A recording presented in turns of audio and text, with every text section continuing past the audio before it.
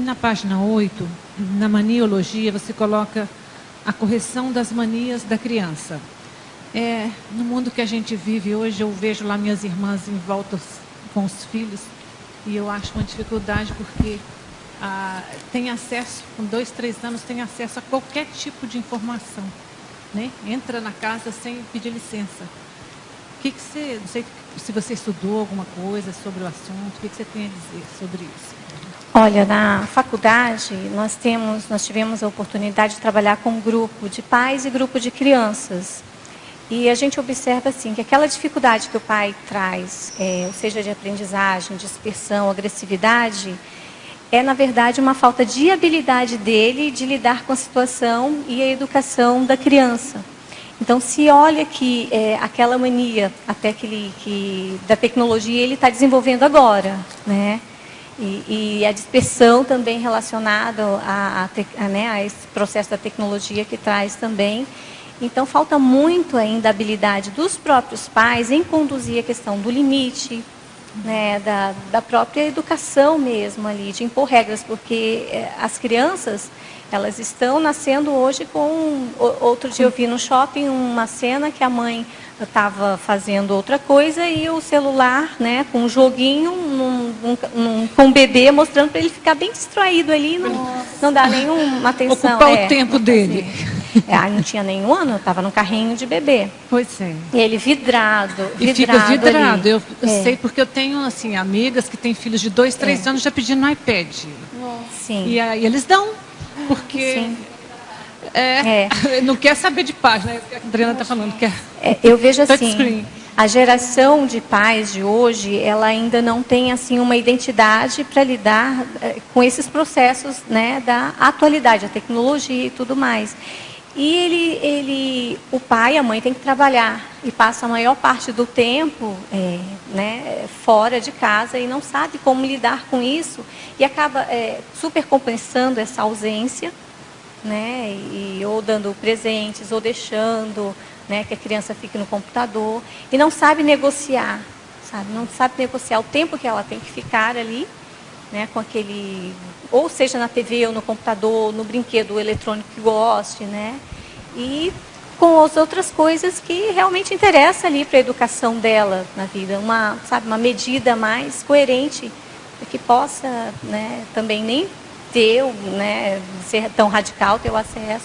Então, os pais ficam nessa cobrança, nessa culpa, né, ou cai para a permissividade, deixa, né, ou se cobra e aí acaba incentivando mais isso, né, fazendo com que ele não se sinta tão culpado, então deixa, né, deixa que o Obrigada, filho... Cirlei, nesse sentido você coloca que essa dispersão tecnológica né, acaba impedindo a recuperação de cons das crianças. Sim, né, sim. Que na patologia, na linha 8, de baixo para cima, na página 6, né, você poderia comentar?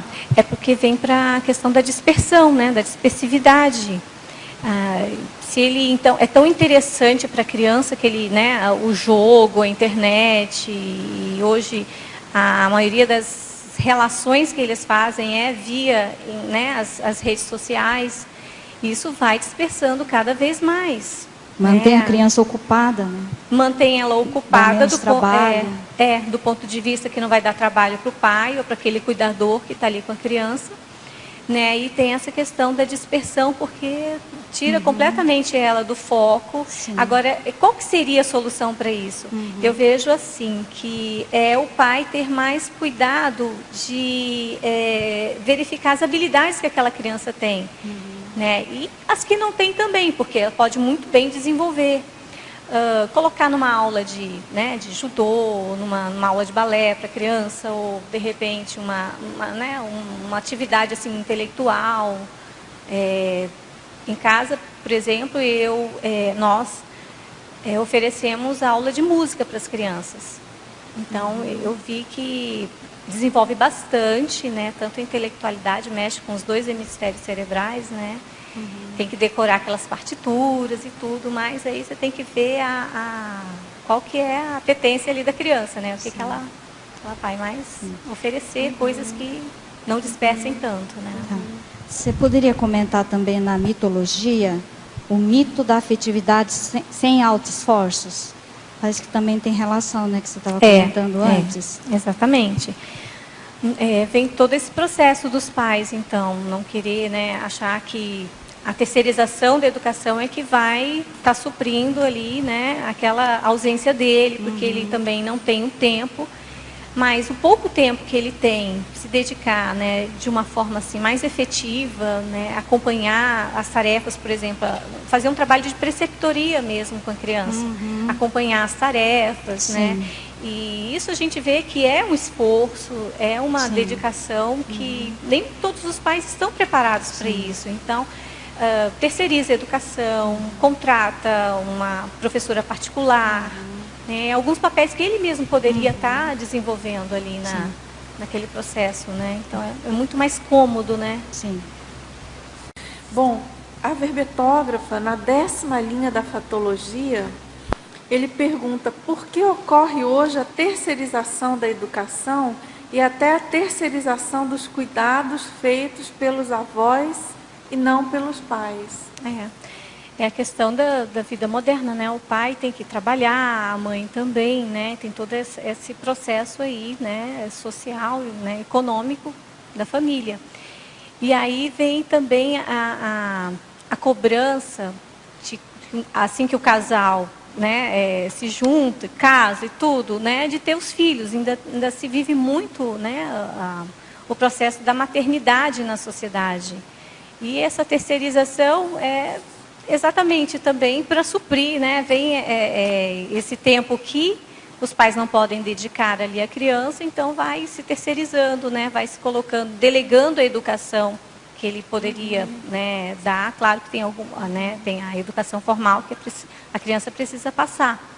Mas em alguns aspectos que o pai poderia, né, tirar do tempo dele para acompanhar, né, ele acaba, né, e isso é uma forma de dar amor também, ver que o pai está ali querendo, né, se preocupando com a educação. Uma condição também que eu vejo nesse aspecto é que a maioria dos processos de maternidade vem para a reconciliação. Não vem porque está tudo lindo, maravilhoso, que as pessoas se dão muito bem. Então, é uma continuidade do amor. É uma coisa bem diferente, pelo menos no meu ponto de vista, dentro de um realismo maior parapsíquico, extrafísico, multiexistencial, eu vejo que são batalhas, verdadeiras batalhas. E há interesses mútuos de ambas as partes, tanto dos assediadores de complicar ainda mais aquela relação, e o esforço imenso dos amparadores de conseguir contornar para que acidentes piores não aconteçam, como a gente tem visto muito atualmente, joga filho pela janela, a mãe, junto com o namorado, articula a morte da filha. O pai esquece no carro. O pai esquece no carro. Completamente louco. Então, nós estamos vivendo uma época em que muitos mais com os réus estão renascendo, não é? Os elos perdidos, aqueles que estavam há muito tempo sem aparecer por aqui. Então, há essa condição também. Eu vejo, assim, pais exaustos, sabe? O filho sobe na cabeça do pai, desce, sobe na cabeça da mãe, desce de novo, e dá a volta e faz a mesma coisa 50.000 vezes. E está aquela mãe exausta, caída na cadeira, e o pai que ficou completamente zumbificado, porque ele não aguenta mais segurar aquela situação, aquela criança, praticamente um chimpanzé, às vezes. Me desculpem, mas é melhor a gente encarar um negócio assim um pouco mais sério. A gente vê isso e vê a exaustão. Então, precisa de muita assistência também para esses pais, para eles aguentarem a barra, no sentido dessas criaturas que estão nascendo e que precisam ser domesticadas, né, até certo ponto, adestradas até certo ponto.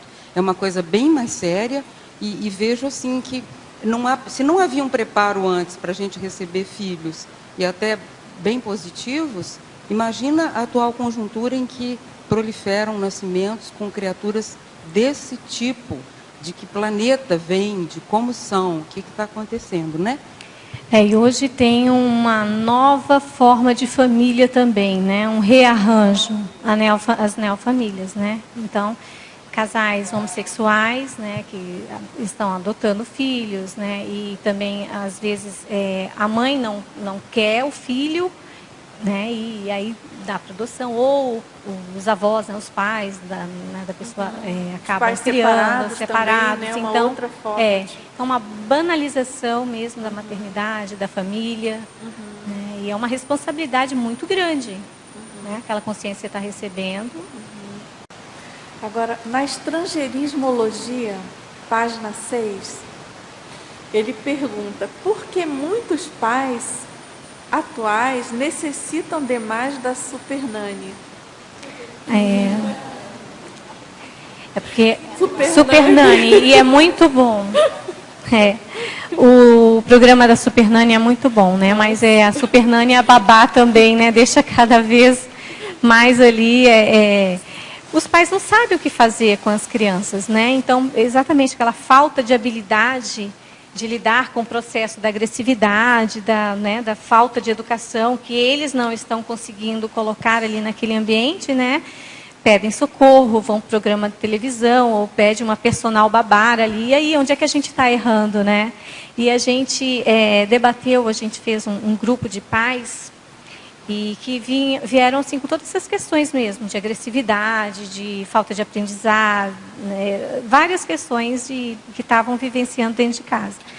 E aí nós desenvolvemos alguns itens, né, e também tem um livro que fala, e a gente adaptou para o apoio, o nome dele é Suporte, mas como é que eu posso ajudar meu filho? Então tem algumas questões que eles nem estão pensando, né, e que começam a inserir ali no ambiente doméstico. Por exemplo, um simples fato de você organizar a agenda do filho, né, e a agenda da família também.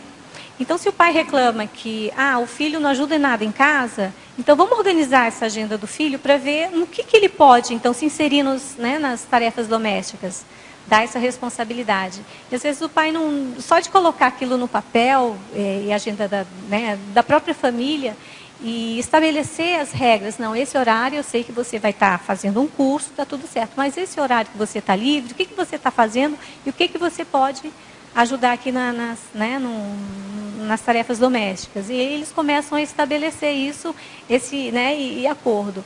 E o que ele pode também fazer para o filho ter sucesso, né? De que forma que ele pode apoiar?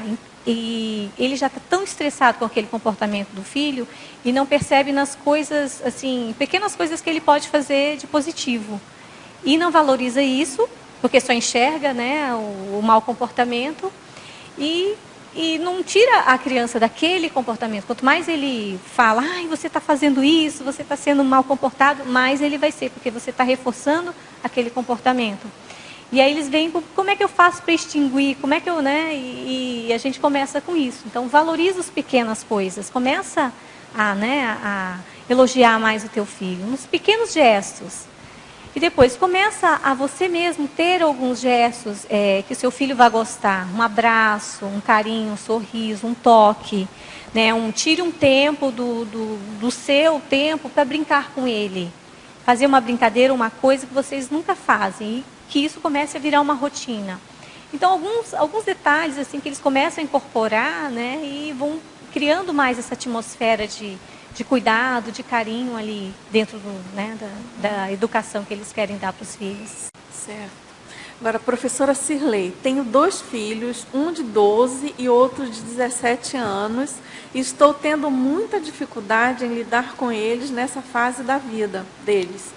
O mais velho é muito retraído, não expõe seus sentimentos, se relaciona pouco com amigos. Vive mais na internet, vídeo e videogame. Só ele? Puxa, todos, né? Já o mais novo é o oposto. Explosivo, impaciente, muito desorganizado. Poderia dar alguma orientação de como ajudá-los a melhorarem e superarem os seus gargalos? Tem que verificar bem o porquê que ele passa tanto tempo assim na internet, né? E às vezes esse processo porque eu vejo assim, tem alguns relacionamentos, né? Os novos relacionamentos estão sendo feitos pela internet. Isso vai reforçando a timidez, né? Ali daquele adolescente. Então, observar se isso está de uma forma que já está trazendo algum prejuízo para ele, ou no comportamento, né? ou aumentando a ansiedade dele, em algumas questões aí pessoais, ainda mais nessa época que é de vestibular, é de grandes decisões da vida. Então, se a mãe não está conseguindo ter essa organização do tempo dele, observar o que ele está perdendo tempo ali no computador, o que ele realmente tanto faz ali no computador, ela tem que procurar alguma ajuda, porque às vezes é de fora que vai conseguir influenciar no comportamento, né? E o outro menino, ele é o oposto, né? Já é mais desorganizado e tudo, né? Ela coloca que ele é mais explosivo, impaciente, muito desorganizado. Uhum. Bom, tem que ver assim o que ela pode fazer, porque 12 anos ainda está naquela fase, né? Ainda é pré-adolescente. Ver que tipo de habilidade ele tem, né? Até para incentivar, para motivar. Ou é línguas, é um judô, é uma natação, é uma atividade cultural. Eu vejo que isso ajuda bastante, tanto também para o mais velho, né?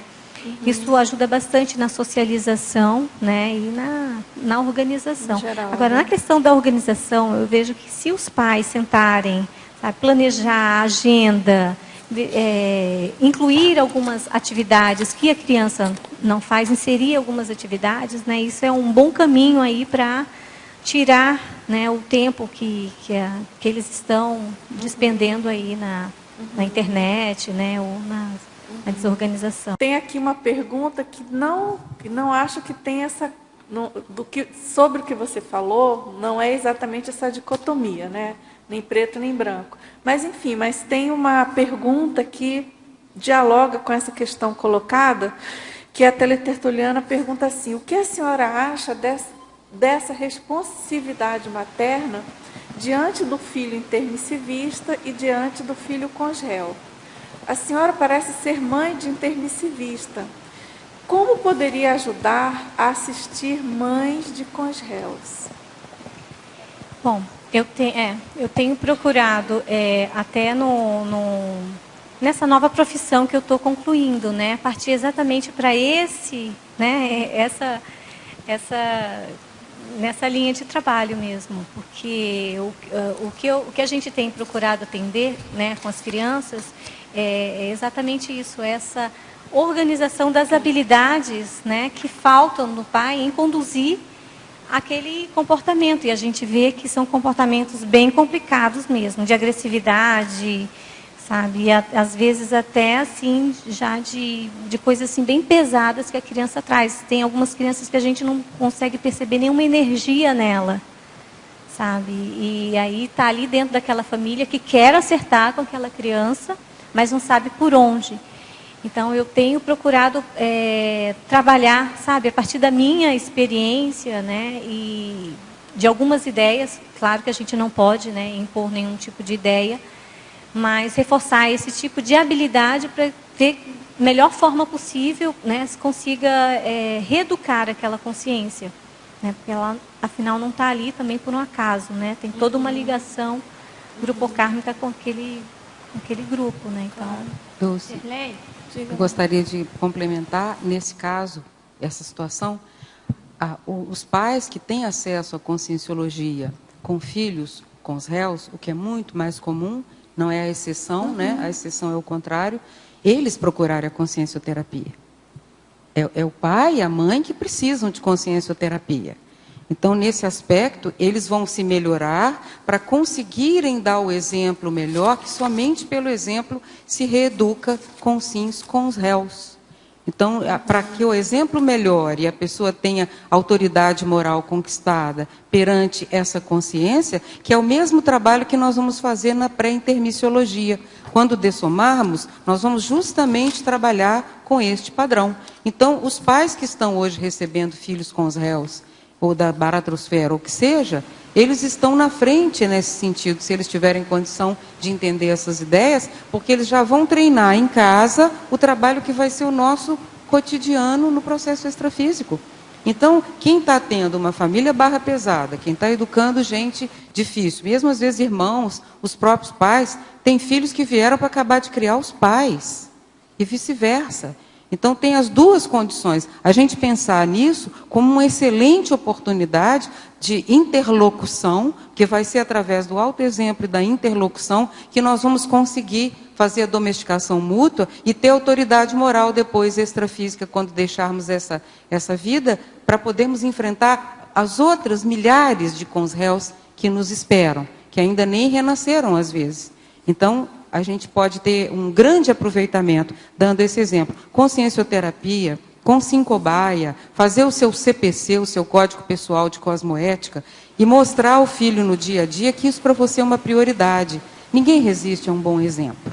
Isso aí pode ser acachapante e pode ser a maior reeducação que aquela consciência pode receber.